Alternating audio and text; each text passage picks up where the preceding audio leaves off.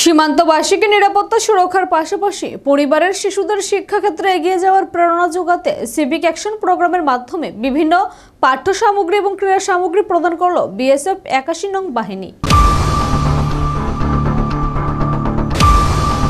বাহিনীর commanding officer Rakesh সিনহার উপস্থিতিতে বাহিনীর লালটিলা বিওপির অন্তর্গত নির্ভরপুর উচ্চ বিদ্যালয়ে অনুষ্ঠিত হল উক্ত সিভিক অ্যাকশন প্রোগ্রাম, যাতে এলাকার প্রায় ৬ জন প্রতিবন্ধীদের ট্রাইসাইকেল সহ বিভিন্ন খেলাধুলার সামগ্রী এবং সীমান্তবাসীদের আত্মনির্ভর হওয়ার ক্ষেত্রে সেলাই মেশিন থেকে শুরু করে কৃষি সরঞ্জাম প্রদান করা হয়।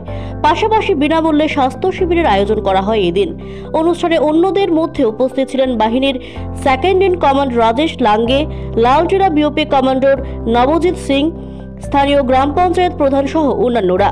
এদিন সংবাদ প্রতিনিধির ক্যামেরায় অনুষ্ঠানের আয়োজন প্রসঙ্গে বলতে গিয়ে বাহিনীর অফিসার রাকেশ সিনহা বলেন, আগামী দিনে যদি কোনো ছাত্রছাত্রী সেনাবাহিনীতে যোগ দেওয়ার ক্ষেত্রে প্রশিক্ষণ নিতে চায়, তাহলে বাহিনীর পক্ষ থেকে তাদের প্রশিক্ষণের ব্যবস্থা করা হবে এবং যে সকল ছাত্রছাত্রীরা দারিদ্রতার কারণে লেখাপড়ায় কোচিং নিতে সমস্যা হয়, তাদেরও কোচিং দেওয়ার ব্যবস্থা করা হবে বাহিনীর পক্ষ থেকে, যাতে করে সীমান্তবাসীরা নিরাপত্তার পাশাপাশি আত্মনির্ভর হয়ে উঠতে পারবে এবং সেই বিশ্বাস যোগাতে এই ধরনের আয়োজন।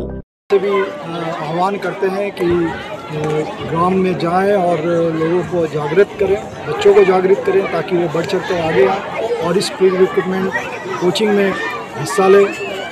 बच्चे जो मैंने ये अपना ध्येय माना है कि बच्चों को पढ़ाएंगे, तो उसमें आप लोगों का सहयोग अवांछनीय है। Sir, financial bureau report, Asian times.